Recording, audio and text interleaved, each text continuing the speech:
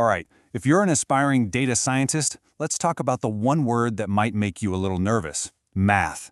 But today, we're going to demystify it. We're going to show you that it's not some huge barrier, but actually your most powerful tool.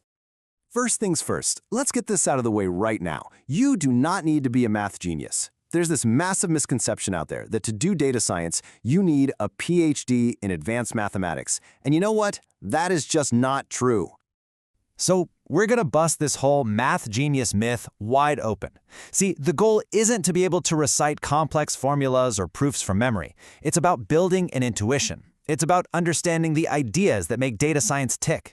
We're going to reframe math and turn it from this scary gatekeeper into the very key that unlocks everything.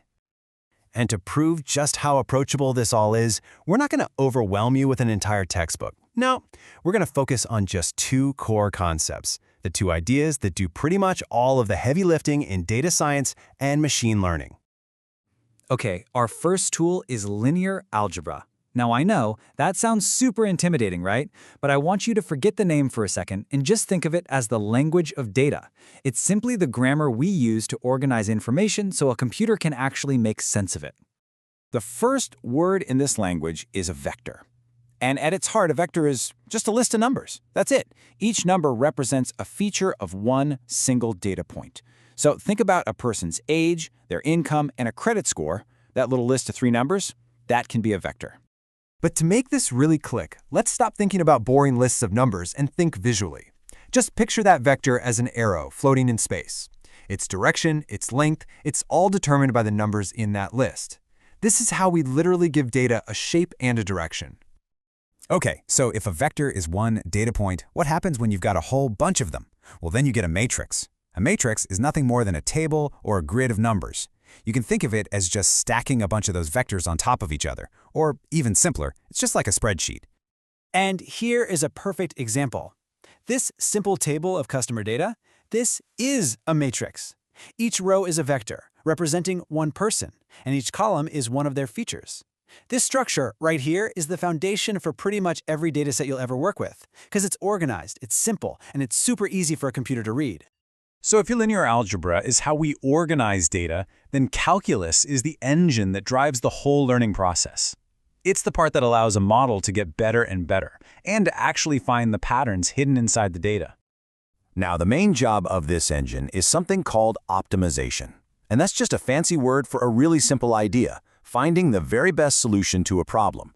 For a machine learning model, best almost always means making the most accurate predictions, which means having the smallest possible amount of error. And that's the big question, isn't it? A model starts out knowing nothing. Its first guesses are probably going to be way off. So how does it get from being completely wrong to being right? How does it navigate its way to that best answer? Here's a really powerful way to picture it. Imagine your model's error is this giant landscape with huge hills and deep valleys. A really bad answer, high error, is like being on a mountain peak. A really good answer, low error, is at the bottom of a valley.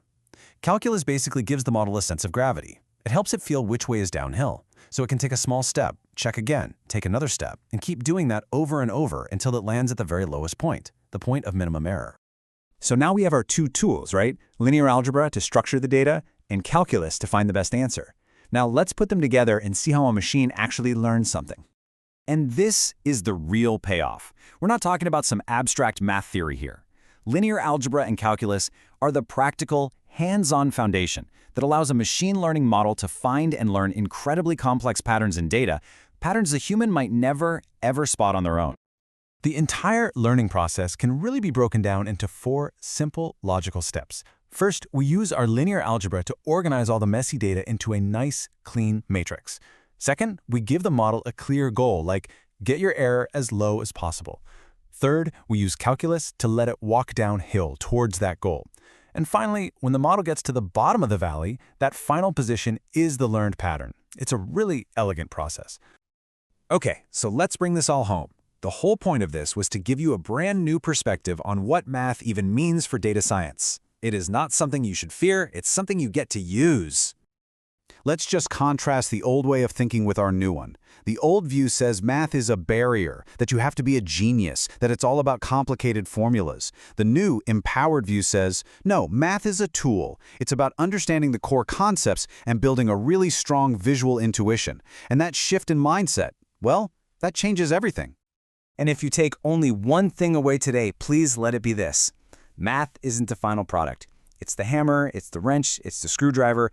It's simply the set of tools we use to build intelligent systems and make our data actually work for us.